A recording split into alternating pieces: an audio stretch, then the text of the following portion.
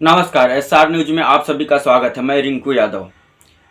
महाकुंभ प्रयागराज में जो घटना घटी थी 28 जनवरी की रात में और आज हो गया है 1 फरवरी। आज के डेट तक अभी बहुत से ऐसे परिवार वाले हैं जो अपनों को खोज रहे हैं, या तो हॉस्पिटल में या तो मोर्चरी में यानी मुर्दा घर में, लेकिन उनका कहीं भी अता पता नहीं है। प्रशासन के लोग किसी भी तरीके से मदद नहीं कर रहे हैं। ऐसी तमाम वीडियो, ऐसी तमाम क्लिप वायरल हो रही है। और एक मूर्ख बाबा धीरेन्द्र शास्त्री, उसकी भी बात करेंगे कि मृतकों के ऊपर वह कैसा बयान देता है। उसके बाद एक बिगड़ैल इंस्पेक्टर की भी बात करेंगे, पुलिस वाले की, कि किस प्रकार से एक गांव के लोग राहगीरों के लिए, कुंभ मेला में भटके लोगों के लिए मदद के लिए खाना भोज का आयोजन कर रहे थे और खाना बना रहे थे, लेकिन एक पुलिस वाला जा कर के उस खाने में मिट्टी डाल देता है। हालांकि कार्रवाई होती है, वो सस्पेंड होता है, लेकिन सवाल यही है कि उसकी इतनी हिम्मत कैसे हुई कि कुछ गांव के लोग मिल कर के उन राहगीरों के लिए, जो भटके हुए लोग हैं, उनके मदद के लिए भोजन का आयोजन कर रहे थे, उस भोजन में जा कर के मिट्टी डाल देता है। दोस्तों, आज 1 फरवरी है और लगभग 3 से 4 दिन हो गया महाकुंभ प्रयागराज की घटना को लेकर के।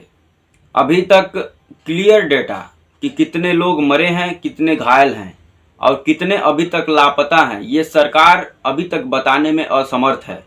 वही सरकार जो क्या वहाँ पर मीटर लगा के रखी है कि वो पल पल की खबर दे रही है कि कितने लोग, कितने करोड़ गंगा में स्नान करके निकल चुके हैं। वही सरकार ये बताने में अभी तक असमर्थ है कि कितने लोग जो है कि भगदड़ में दब के मरे हैं, कितने लोग घायल हैं और कितने अभी तक लापता हैं। एक वीडियो बहुत तेज़ी से वायरल हो रहा है। टीवी 9 का एक पत्रकार है, वह जो है कि घायल हुए अस्पताल में जाता है जहाँ पर लोग भर्ती हैं घायल, लेकिन वहाँ पर उसको घुसने नहीं दिया जाता है। उसके बाद जहाँ पर लोगों की लाशें रखी गई हैं, उस मुर्दा घर में वह घुसने की कोशिश करता है और लाइव टेलीकास्ट चल रहा था टीवी 9 पे। वह जा कर के अंदर रिपोर्टिंग करना चाह रहा था, देखना चाह रहा था और लोगों को दिखाना चाह रहा था कि कितनी मौतें हुई हैं, किन किन परिजनों, जो परिजन अभी तक बाहर अपने स्वजनों को ढूंढ रहे हैं, उनको दिखाना चाह रहा था कि अंदर किसकी जो है कि कितनी लाशें हैं। लेकिन कुछ पुलिस के अधिकारी उसके साथ धक्का मुक्की करते हैं और गेट से उसको धक्का मारते हुए बाहर जो है कि लेकर आ जाते हैं और उसके बाद उसको धमकी देते हैं कि गिरफ्तार कर लेंगे। तो आप सोच सकते हैं कि पुलिस के अधिकारी, सरकार क्या छुपाना चाह रही है जनता से। और उत्तर प्रदेश सरकार का आधिकारिक बयान है कि 30 लोगों की मौत हुई है, लेकिन जो वहाँ पर चश्मदीद हैं, जो इसके परिजन अभी तक मिल नहीं रहे हैं, उनका बयान है कि कम से कम ये आंकड़ा 100 क्रॉस हो जाएगा मरने वालों की, और जो घायल हैं उनका तो गिनती ही नहीं कर पाइएगा आप। और एक बात और आप लोगों को जानकर ताज्जुब होगा कि एक महिला जिसकी मौत होती है महाकुंभ प्रयागराज में भगदड़ में, लेकिन उसकी लाश 200 किलोमीटर दूर लखनऊ में मिलती है।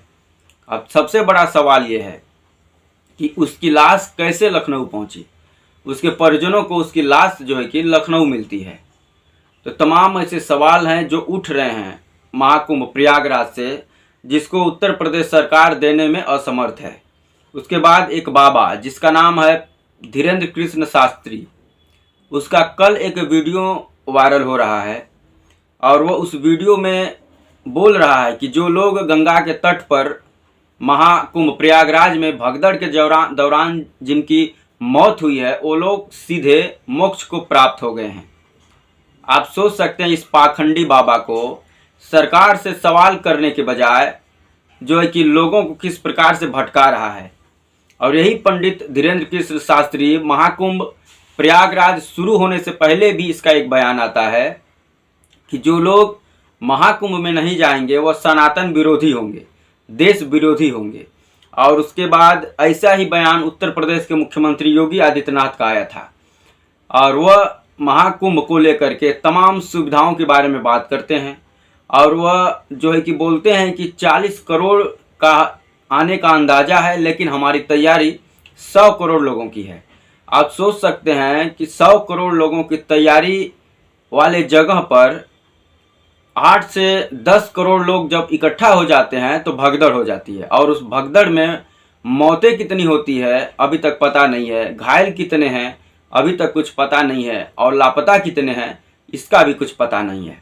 कोई भी जिम्मेदारी लेने से जो है कि बच रहा है, चाहे वह सरकार हो, चाहे मेला जो है कि क्षेत्र में लगे हुए उन अधिकारियों के, किसी के ऊपर कोई भी जिम्मेदारी लेने से अभी तक जो है कि बच रहा है, कोई जिम्मेदारी लेने को तैयार नहीं है। हालांकि उत्तर प्रदेश सरकार द्वारा इंक्वायरी बैठाई गई है, लेकिन वह रिपोर्ट कब तक आएगी, किसके ऊपर गाज गिरेगा, ये तो अभी आने वाला समय बताएगा।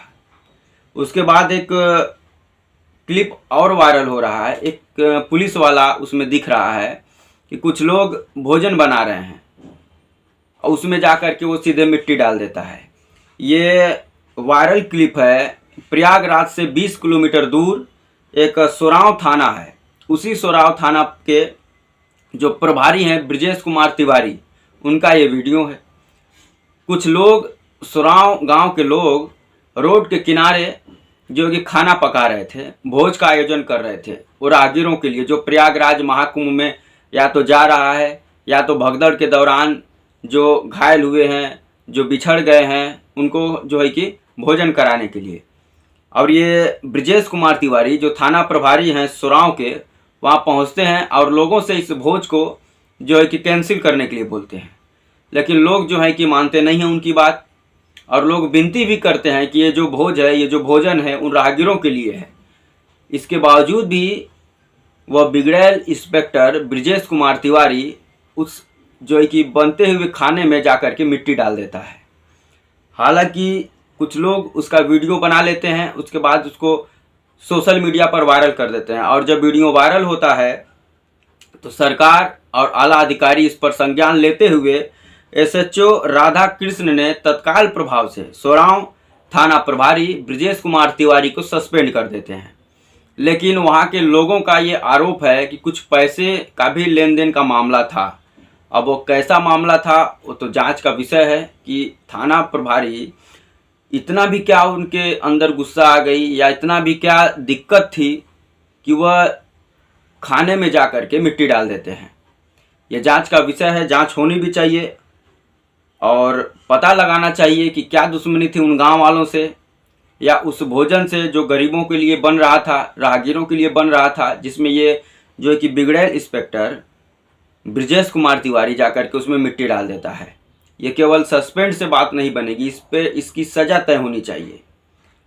और जो दूसरा जो भगदड़ मचा था उसमें भी बहुत सारी मौतों का आंकड़ा निकल के सामने आ रहा है। आप देख सकते होंगे कि जीसीबी से मलबे को हटाया जा रहा है और बहुत सारे कपड़े, बैग, चप्पल उसमें से मिल रहा है, और चश्मदीदों का तो यहाँ तक भी कहना है कि उस मलबे में से भी लाशें मिल रही थी।